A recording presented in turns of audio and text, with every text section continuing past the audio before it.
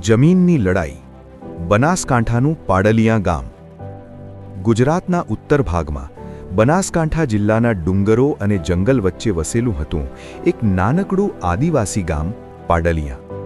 આ ગામ નકશામાં કદાચ નાનું હતું, પરંતુ તેની ધરતીમાં સદીઓની કહાણીઓ છુપાયેલી હતી. અહીંના લોકો માટે જમીન માત્ર ખેતીનો આધાર નહોતી, તે તેમની ઓળખ, તેમની આસ્થા અને તેમની માતા સમાન હતી. પાડલિયાના આદિવાસીઓ સવારના સૂર્ય સાથે જાગતા, જંગલમાંથી લાકડું લાવતા, નાના ખેતરોમાં મહેનત કરતા અને સાંજે ઢોલના તાલે નૃત્ય કરતા. જીવન સાદું હતું, પરંતુ સંતોષભર્યું. એક દિવસ અચાનક ગામમાં ચર્ચા ફેલાઈ. કહેવામાં આવ્યું કે અહીંથી હાઈવે પસાર થવાનો છે. થોડા દિવસોમાં જ સર્વે કરવા લોકો આવ્યા, ખૂંટા ઠોકાયા અને નકશા બન્યા. ગામના લોકોને કશું પૂછાયું જ નહોતું. વડીલ આદિવાસી હીરાભાઈ ચિંતામાં પડી ગયા. જો જમીન ગઈ તો આપણી પેઢીઓ ક્યાં જશે? આ સવાલનો કોઈ પાસે જવાબ નહોતો. થોડા જ સમયમાં પોલીસની ગાડીઓ ગામના રસ્તે આવી પહોંચી.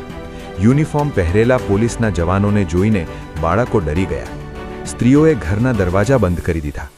પોલીસને આદેશ હતો જમીન ખાલી કરાવવાનો. પોલીસ ટીમનું નેતૃત્વ કરી રહ્યા હતા ઇન્સ્પેક્ટર અમિતસિંહ. ફરજ પ્રમાણે બધું કરવું હતું, પરંતુ સામે